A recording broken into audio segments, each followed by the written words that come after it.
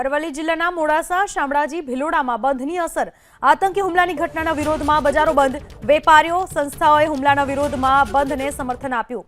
પહેલગામમાં જે આતંકવાદી ઘટના બની ત્યારબાદ સમગ્ર જગ્યાએ, સમગ્ર ભારત દેશમાં તેને લઈને રોષ જોવા મળી રહ્યો છે। ઠેર ઠેર આજે બંધ પણ પાડવામાં આવ્યો છે, ત્યારે અરવલ્લીની બજારો પણ બંધ રાખી વેપારીઓએ બંધ પાડ્યું છે। વેપારી અને સંસ્થાઓએ હુમલાના વિરોધમાં બંધને સમર્થન આપ્યું।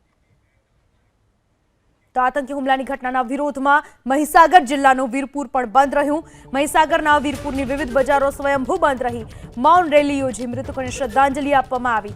સમાજના આગેવાનો અને વેપારીઓએ પૂતળાનું પણ દહન કર્યું। પહેલગામમાં હુમલો થયો, 26 લોકો મોતને ભેટ્યા। તમામને શ્રદ્ધાંજલિ આપવામાં આવી। ઠેર ઠેર આજે બજારો બંધ રહી, ત્યારે મહીસાગરના વીરપુરમાં પણ આજે બજારો બંધ રહી હતી। સજ્જડ બંધ રાખવામાં આવ્યું।